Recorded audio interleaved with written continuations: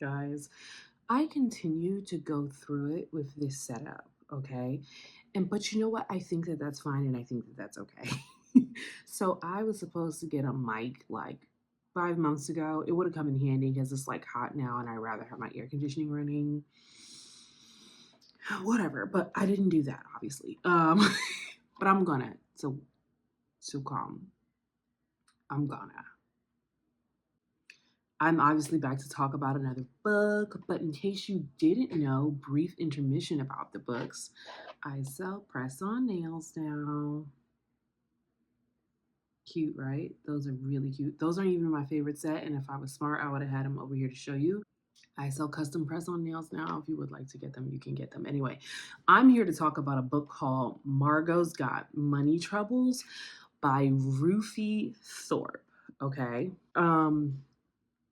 So, I have this bad habit of getting books either based off the cover or because other people are reading it or whatever the case may be, but I rarely do the research like for myself to see what the heck the book is actually about. So the book's called Margo's Got Money Trouble. I'm going to tell you right now, this is probably going to have mild spoilers in it because I want to talk about the book. I don't want to kind of be like, oh, you should read it. This is probably going to have some spoilers in it. So if you're not into that, just click off. Anyway, I didn't do any research about this book. I didn't read about the book. I didn't even read what the book was about.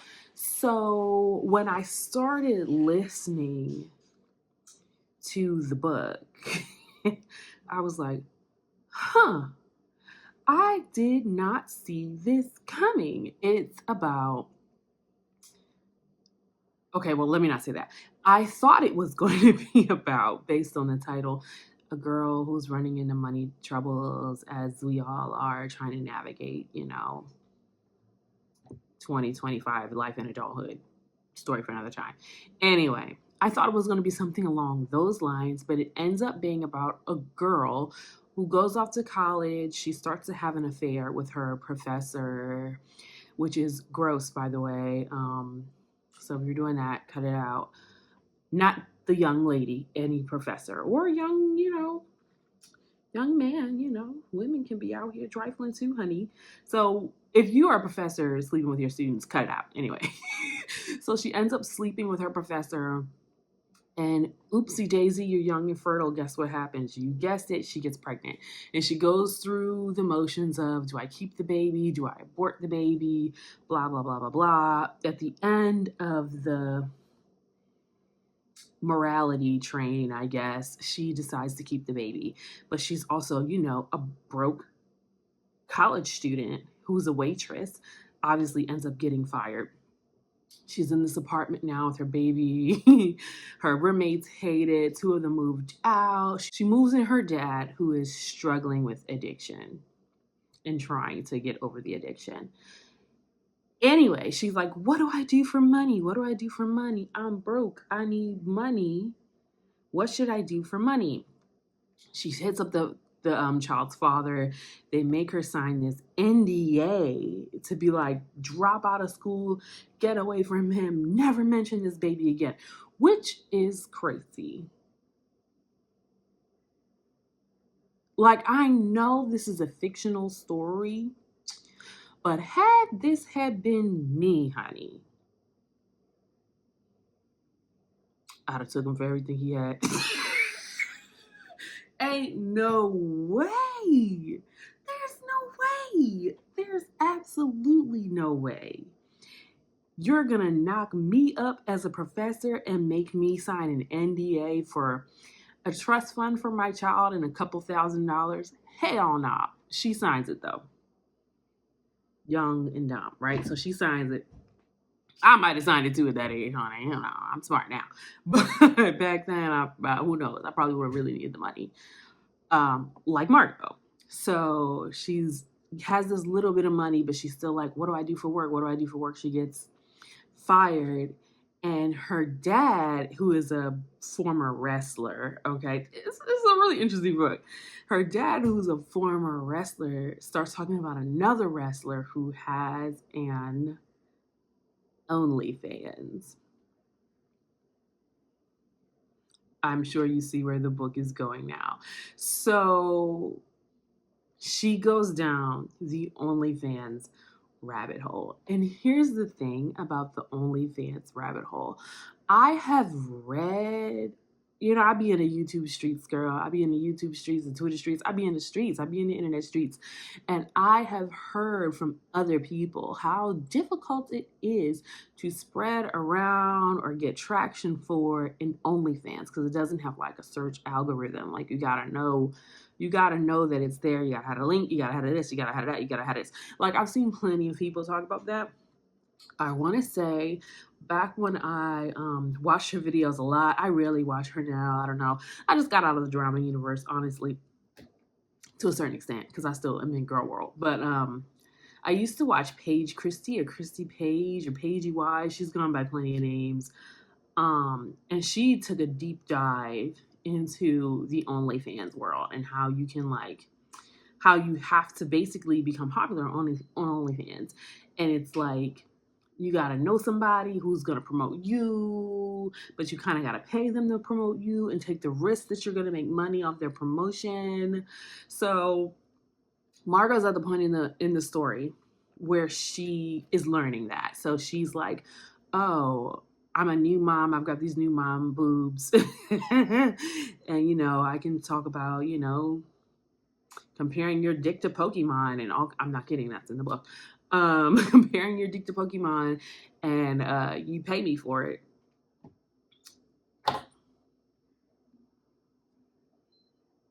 And then she goes down the rabbit hole that Christy Page or Paige Christie. She goes down that rabbit hole and of trying to make money off OnlyFans. And she finally starts making money from the collaborations, meeting with other people, sharing things via TikTok, finding the people with the followers, writing storylines for them, et cetera, et cetera. So she's making big bank on OnlyFans now is where I'm going with this. And then guess what steps into the picture? The morality police. Like, the child's father is now like, "Oh, I want custody and it's not right. She's a porno star and blah, blah, blah, blah, blah. She's doing this, she's doing sex work, blah, yada, yada, yada." Her own mama ends up calling CPS on her, which she would be dead to me, okay? If I were making thousands of dollars supporting myself, you not helping me, by the way. Her mama, the whole storyline didn't get this girl a dime. Didn't help nothing. She babysat one time and was like, "Never again. Hell no, you dime me out." Dead to me. Dead to me, honey. Dead to me. Dead to me, honey. Dead. Absolutely the fuck not, beloved. So mama dined her out to CPS. Now CPS is at the house. Your dad can't live here because he's a junkie, even though he's on like methadone, which really isn't it, whatever, what methadone does. Crazy. So CPS is called on her. The dad is now trying to get custody, which is crazy. You made me sign an NDA to not even be a part of your life, fam.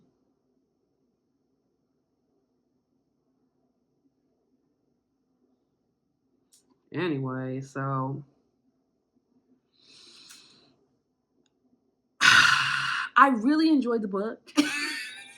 It wasn't what I was expecting, and spoiler alert, I told you it was going to be spoilers. It works out for Margo. She takes the dad to court. They end up being friends, and he loosens up about it anyway. She's still kind of iffy with her mom, but at the end, she's like, "She's the only mom I got." Fuck that. That wouldn't be my response. I can tell you that right now. Her dad ends up being okay. She's got a newfound appreciation for the one roommate that did stay with her. It ends up being a really happy ending, but it really kind of not opened my eyes, but like, because there are always prejudices when sex work comes into play or anything sexual, honestly. People get in their heads and they're whatever. But it really opened my eyes to some of the legalities of it. So, like, I don't have a child that I'm fighting for custody in in a court case, nor do I have, or a court of law, and nor do I have an OnlyFans that I have to explain to people. But Imagine that you're making like all this money, more money than the child's father anyway, and they're like, is not a fit environment for the child because you're doing sex work in the child's home or where the child is, but like you work from home. That's how you make your money. The child's safe. It's not like you're, squirting on the child or something like that. I mean, that's vulgar, but it's not like you're doing anything hypersexual to the child. But interesting thing is, the author, through Margo, brings up like these real court cases where women have won in court for like being employed in the sex industry or sex work industry, whether it be a cam girl, stripper, OnlyFans model, and they've won because they're making money, they're sustaining their children aren't at home while they're doing the work, no one else is, around the children when this is happening, and they're winning. And I was like, this is really interesting, and it opened my eyes to something I didn't know. And then additionally, she goes on to talk about legalities of things you can do when CPS shows up. And I was like, ooh, because her whole thing was she like wins the court case because the CPS person fucked up, which is so interesting because I feel like there's so many cases in the United States of America where people could win things based off of law enforcement and government officials just not doing their job proficiently.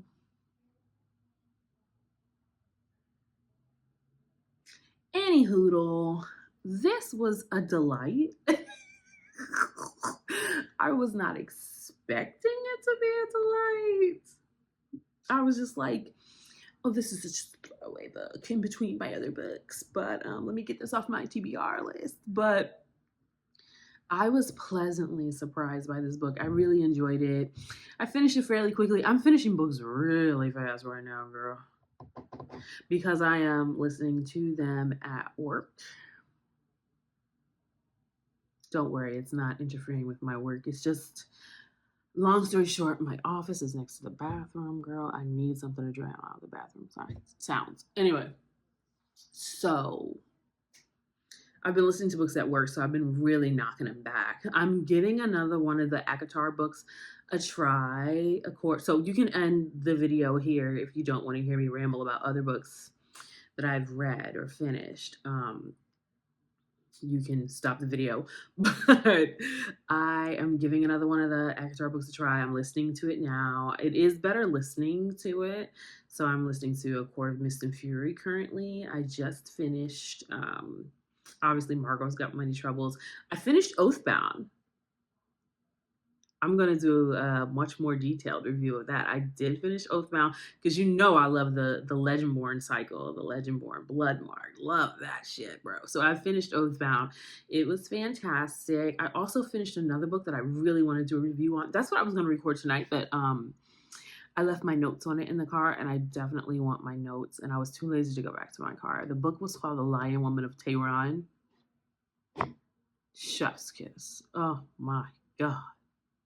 So eventually I will record that video and get it out for you to see, but I have finished so much stuff. So if you want to hear about any of those books, I'll do a little squirrel thing here on the side of my story graph of the stuff that I finished recently since my last video.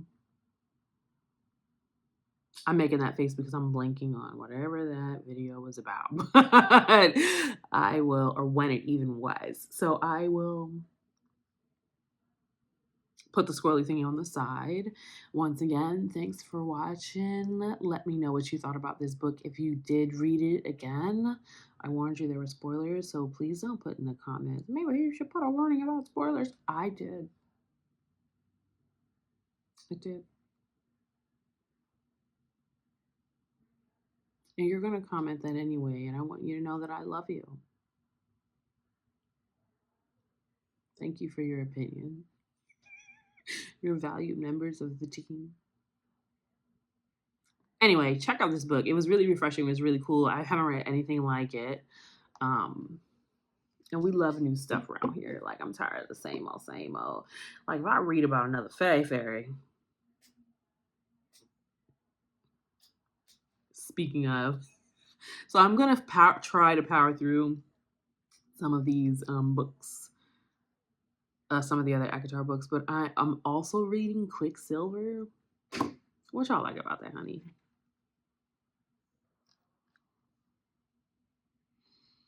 Anyway, that's all, folks.